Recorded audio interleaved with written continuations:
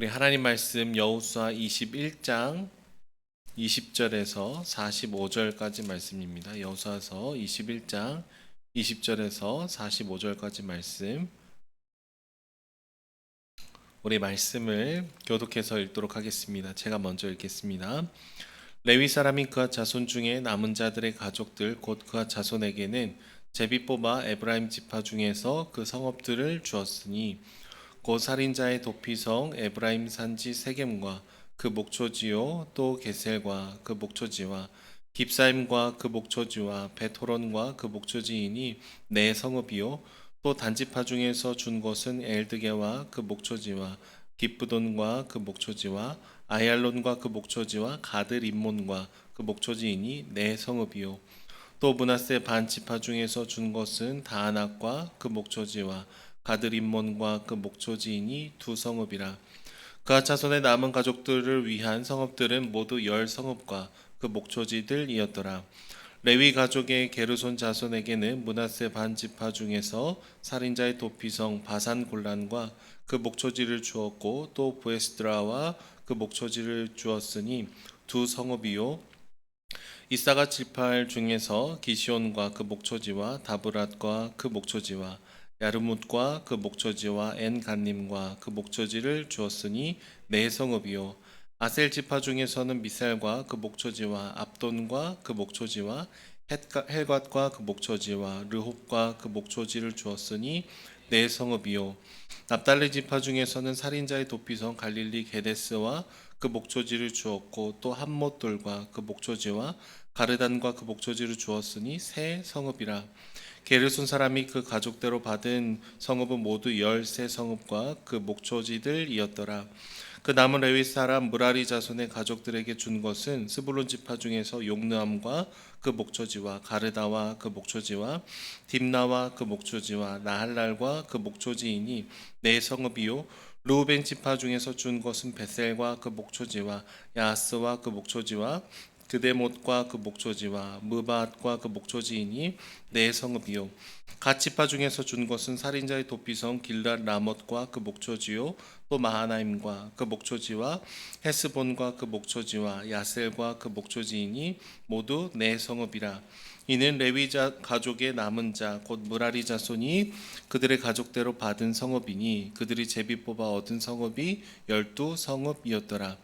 레위 사람들이 이스라엘 자손 중 기업 중에서 받은 성읍은 모두 48성읍이요 또 그 목초지들이라.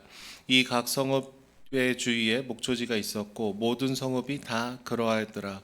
여호와께서 이스라엘 조상들에게 맹세하사 주리라 하신 온 땅을 이와 같이 이스라엘에게 다 주셨으므로 그들이 그것을 차지하여 거기에 거주하였으니 여호와께서 그들의 주위에 안식을 주셨으되 그 조상들에게 맹세하신 대로 하셨으므로 그들의 모든 원수들 중에 그들과 맞선 자가 하나도 없었으니 이는 여호와께서 그들의 모든 원수들을 그들의 손에 넘겨 주셨음이니라. 여호와께서 이스라엘 족속에게 말씀하신 선한 말씀이 하나도 남음이 없이 다 응하였더라. 아멘. 여러분, 우리는 종종 많은 것을 소유하고 많은 것을 이루면 행복할 것 같다라고 생각을 하지만 우리 마음의 평안은 사실 관계에 달려 있다라는 것을 볼 때가 많이 있습니다. 아무리 좋은 집에 산다고 한들 배우자와의 관계가 좋지 않으면은요, 뭐 그 좋은 집, 뭐 화려한 자재 이런 것들이 그다지 의미가 없게 됩니다. 오히려 집의 자재가 화려할수록 깨어진 관계로 인해서 더 공허한 이 마음만 남게 되는 것이죠. 반대로 화려하지 않아도 남편과 아내가 서로를 위하고 사랑하려는 마음이 가득하다면 힘들고 어려운 상황들을 잘 이겨나갈 수 있겠습니다. 그러니까 결국 우리에게 참된 행복이 주어지기 위해서는 가장 중요한 것들 중에 하나가 관계라는 것입니다. 이스라엘 백성들은 가나안 땅을 점령했고 이 21장의 말씀으로 이 가나안 땅을 거의 다 분배받게 됩니다. 마지막에 레위 지파에게 허락된 48개의 성읍들에 대한 얘기들, 목초지에 대한 얘기들이 반복해서 나오고 있습니다. 그리고 뒤에 나오는 22장부터 24장까지의 말씀은 여호수아를 통해서 하신 세 편의 설교 말씀으로 여호수아서에서는 마치 부록과 같은 이 마지막을 장식을 하고 있죠.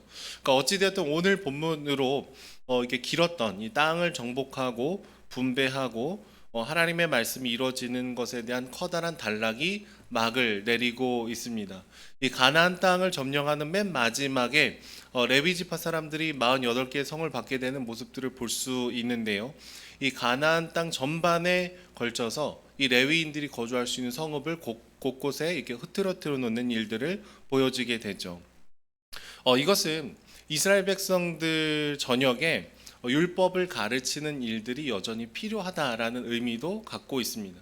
그러니까 땅 자체가 전부가 아니라 그 위에 있는 이스라엘 백성들은 결국에는 하나님의 말씀에 순종하고 하나님의 말씀을 귀하게 여기고 주님의 율법을 바르게 반응해야 된다라는 것을 기억해야 된다라는 것이죠. 사실 그들이 지금 분배받은 땅은요, 하나님의 은혜라는 것을 기억해야 됩니다. 하나님의 선물이구나. 분명히 이스라엘 백성들도 나름대로 노력하고 순종하고 열심을 낸 것도 분명히 있지만 하나님의 은혜를 제외하고는 이 땅을 얻게 된 것을 설명할 길이 없는 것이죠. 특별히 43절부터 45절까지의 말씀에서는 히브리어로 보면은 이게 모든 히브리어로 콜이라고 하는데 이 단어가 6번이나 반복이 됩니다. 모든 땅, 맹세하신 모든 것, 모든 원수들, 모든 선한 말 모두 다 응하였다라고 얘기하고 있어요. 그러니까 가나안 땅을 마지막으로 점령하면서 이 모든이라는 단어를 계속해서 반복하는 이유는요. 처음부터 끝까지 하나님께서 모든 것을 다 신실하게 응답해 주셨다라는 것을 우리가 기억을 해야 된다. 모든 것이 다 하나님의 은혜입니다라고 고백을 하고 있는 것이죠. 하나님 덕분에 주님의 은혜로 우리가 이 땅에 들어오게 됐고 땅을 분배하게 됐고 정말 주님의 말씀이 이렇게 성취되는 과정에서 우리에게 참된 평안이 임하게 되었습니다라는 고백을 하고 있는 것입니다. 근데 이것과 비슷한 표현이 반복이 되는 것이 여호수아서 1장입니다. 여호수아 1장 16절에서 18절의 말씀을 보면은요. 모든이라는 표현을 5번 정도 반복하면서 이스라엘 백성들 편에서의 헌신을 얘기합니다. 이게 수미상관이 있는 거예요. 앞부분에는 이스라엘 백성들 헌신에 대한 얘기가 1장에 있고 오늘 21장 땅 분배에 대한 얘기들에는 하나님께서 모든 것을 이루셨다라는 것을 앞과 뒤를 놓으면서 이 모든이라는 단어로 연결을 짓고 있다라고 보는 것이죠. 모든 것이 다 하나님의 은혜이지만 모든 것을 신뢰하면서 걸어가는 우리 삶이 아름다운 진료로 사용이 되는 것이죠. 이것은 마치 해와 달의 관계와 좀 비슷합니다. 하늘에 떠 있는 달은 빛나긴 하지만 스스로 빛을 낼 수 있는 발광체는 전혀 아니죠. 태양이 비춰주는 이 빛을 어떤 면 정도를 반사하느냐에 따라서 달의 모양이 달라지기도 하고 달이 이 땅을 비춰지는 그 빛의 양도 조금씩 달라지기 마련입니다. 달이 태양의 빛을 제대로 반사하지 않으면 빛이 점점점 줄어들게 되죠. 이스라엘 백성들도 그렇습니다. 하나님께서 행하시는 일들에 대해서 온전한 순종으로 나아갈 때에 그들은 이 빛을 그 땅에 비춰낼 수 있는 존재가 되더라라는 거예요. 그래서 모든 것이 다 하나님의 은혜였고 그러나 우리의 모든 순종이 하나님께서 사용하시는 아름다운 통로가 될 수 있다라는 것이죠. 그래서 하나님의 주권을 고백하면서 동시에 우리가 할 수 있는 최선의 마음을 드릴 수 있다라는 거예요. 결국 오늘 본문은요, 이 땅 자체가 중요하다. 땅을 점령했다. 끝. 이게 아니라 그곳에서 우리가 하나님의 말씀을 대하는 것, 주님을 섬기는 그 예배가 중요하다라는 것을 얘기하고 있습니다. 48개의 성 곳곳에 레위 지파 사람들이 머무르게 하는 것, 율법을 전하게 하는 그 많은 것들 가운데 온 마음을 다해서 주님을 따라가야 된다라고 얘기를 하고 있는 것이죠. 실제로 이스라엘 백성들이 땅을 점령하는 것에서 끝나지 않았잖아요. 하나님을 왕으로 인정하지 않고 또 다른 왕을 추구하고 자기들이 중심이 되는 순간 이스라엘 백성들은 그 땅에서 나중에 쫓겨나게 되는 모습들을 보이게 됩니다. 결국에는 땅 자체가 축복이 아니라 그 땅을 허락해 주신 주님을 기억하고 주님과 우리가 인격적인 관계를 맺는 것이 너무나 중요하다라는 거예요. 우리는 어쩌면 예수님을 믿음으로 인해서 약속의 땅에 들어온 이스라엘 백성들과 비슷할 수 있겠습니다.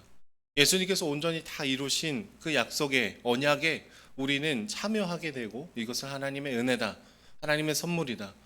자격 없는 우리를 그분의 자녀로 불러주셨고 우리와 영원히 동행 하신다라는 것이 우리가 누릴 수 있는 특권 중에 하나일 것입니다. 그런데 우리가 구원을 받았다라는 사실만으로 모든 것이 끝나는 것이 아니라 그 이후에 하나님과 우리와의 관계가 여전히 너무 중요하다. 우리 삶의 곳곳에 흩어져 있는 모든 영역에 정말로 하나님을 경외하는 그 마음으로 계속해서 살아가려는 노력이 필요하다라는 것이죠. 48개의 성 곳곳에 그리고 12지파의 그 곳곳에 이 율법을 담당했던 레위 지파 사람들이 흩어져 살았던 것처럼 우리 모든 삶의 영역에 하나님께서 다스리지 않는 공간이 단 하나도 없기를 소망하고 갈망하는 그 마음이 있어야 된다라는 거예요. 사실 우리의 모든 삶에 주님으로 가득 차기를 소망하는 그 마음, 내가 뭐 돈을 버는 방식, 돈을 쓰는 방식, 자녀를 교육하는 모습들, 뭐 여러 가지 측면에 있어서 과연 그리스도가 나의 주인이신가? 하나님의 왕대심이 선포되지 않는, 하나님의 주권이 선포되지 않는 영역은 없지는 않는가? 우리는 스스로 성령 하나님께 우리 마음을 비춰내며 돌아봐야 되는 것이죠. 결국 형식을 넘어서서, 땅을 넘어서서 하나님과의 개인적이고 사적인 만남을 소망하고 또 그것을 갈망하는 저와 여러분들이 되기를 소망합니다. 모든 것을 이루실 주님께 또 모든 것을 기꺼이 드리며 나아가는 저와 여러분들이 되시기를 축복합니다. 기도하겠습니다. 사랑의 주님, 감사합니다. 우리 인생에 찾아와 주셔서 하나님의 자녀로 삼아 주시고 주님과 동행할 수 있는 은혜 주셔서 하나님 감사합니다. 우리 삶의 모든 영역이 하나님을 초청하기를 원하고 하나님의 다스림 아래에 있기를 주님 소망합니다. 한 분 한 분의 삶에 찾아와 주셔서 무엇보다 주님과의 개인적이고 친밀한 관계를 맺게 하여 주시고 하나님과 동행하는 기쁨이 오늘도 우리 삶에 흘러 넘칠 수 있도록 주님 붙들어 주시옵소서.